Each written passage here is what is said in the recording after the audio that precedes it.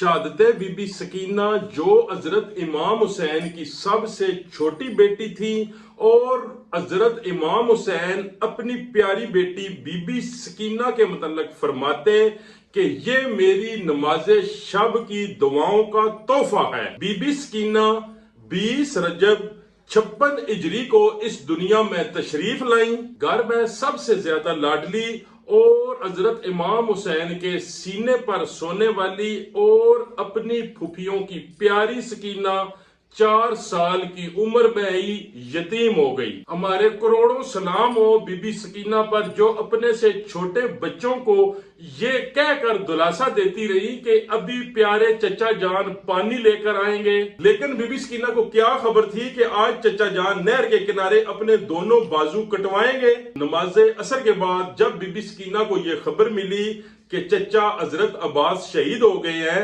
तो मौत आने तक बीबी सकीना ने फिर पानी नहीं मांगा, क्योंकि बीबी सकीना को यकीन था कि पानी चचा जान ही लाएंगे। हिस्ट्री गवाह है कि हजरत अब्बास रजी अल्लाह ताला अन्हु की शहादत के बाद हजरत बीबी सकीना ने फिर दोबारा पानी नहीं मांगा। जब 11 मुहर्रम 61 हिजरी को यजीदी आर्मी ने तमाम अहले बैत की औरतों को कैदी बना लिया और बाजारों से गुजारा गया और लोगों को मुखातिब करके ये कहा गया कि ये वो लोग हैं जिन्होंने हमारे आका यजीद की मुखालफत की थी। इस कैद में सबसे ज्यादा तकलीफ हजरत बीबी सकीना को पहुंची, जिन्हें करबला से कूफा और फिर कूफा से शाम और फिर शाम के कैद खाने में डाल दिया गया।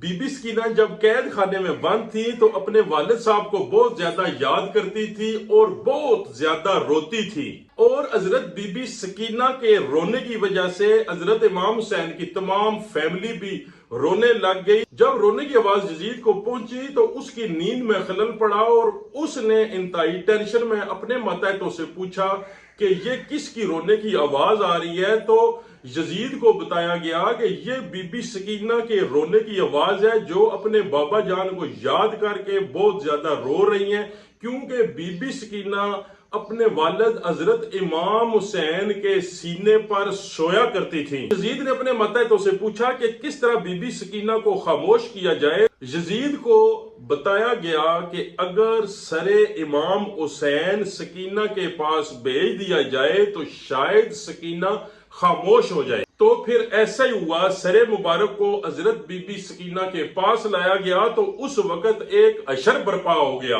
तमाम बीबियां एहतरामन खड़ी हो गईं और हजरत इमाम सजाद, हजरत ज़ैनुल आबिदीन जो बीमार थे वो आगे बढ़े इमाम हुसैन के सरे मुबारक को अपने हाथों में लेने के लिए, और फिर जब सरे मुबारक हजरत बीबी सकीना की गोद में आया तो पूरा महल लर्ज उठा।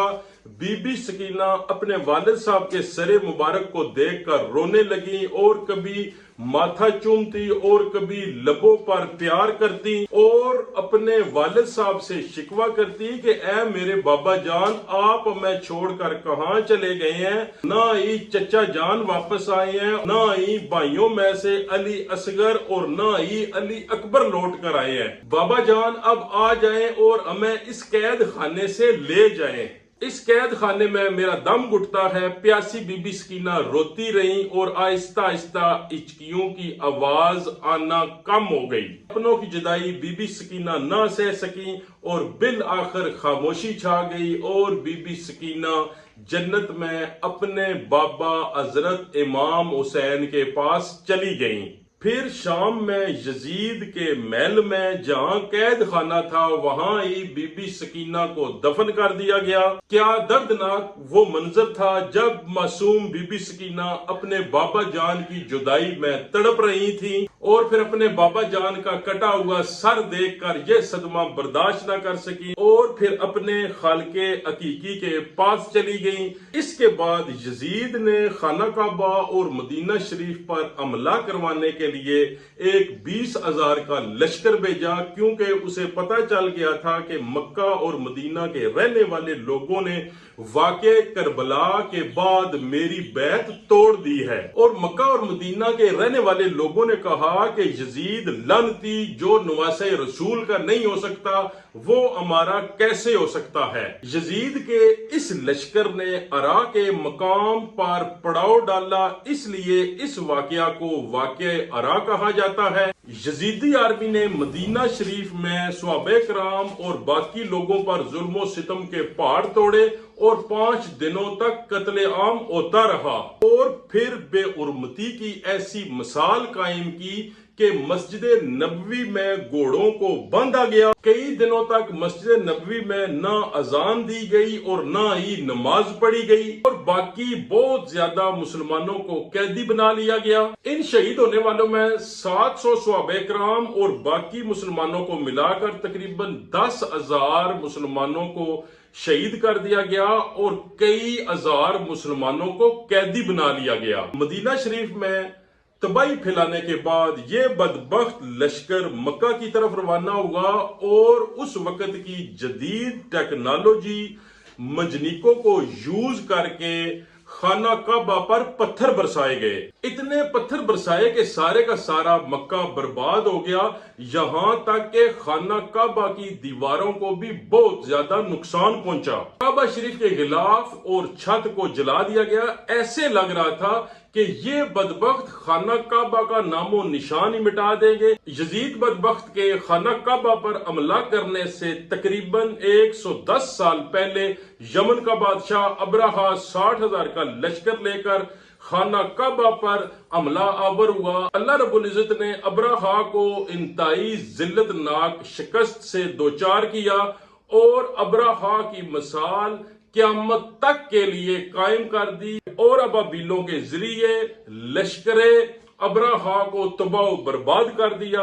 اور ابرہہ سے تقریباً 1000 سال پہلے یمنی کا بادشاہ تبا اول خانہ کعبہ کو گرانا چاہتا تھا، اور جب اللہ رب العزت نے اسے پکڑا اور اس کی آنکھوں، منہ اور کان سے بلیڈنگ شروع ہوئی، تو تبا کو اس کے تورات کے عالم نے بتایا کہ تم نے اس گھر کے متعلق کچھ غلط سوچا ہے، جس کی وجہ سے اللہ رب العزت کی تم پکڑ میں آ گئے ہو، اس لیے فوراً توبہ کرو، یہ عزت والا گھر ہے، اور اس کے متعلق اگر تیرے ذہن میں کوئی خلل ہے تو اسے نکال دو۔ اس طرح تبا اول نے اپنے دل سے خانہ کعبہ کے لیے جو نفرت سی اسے ختم کیا، اور پھر تبا نے جناب رسول کریم صلی اللہ علیہ وسلم کو ایک لیٹر لکھا، اور جناب کے اس دنیا میں آنے سے 1000 سال پہلے آپ صلی اللہ علیہ وسلم پہ ایمان لایا، اور تبا ہی وہ پہلا بادشاہ ہے جس نے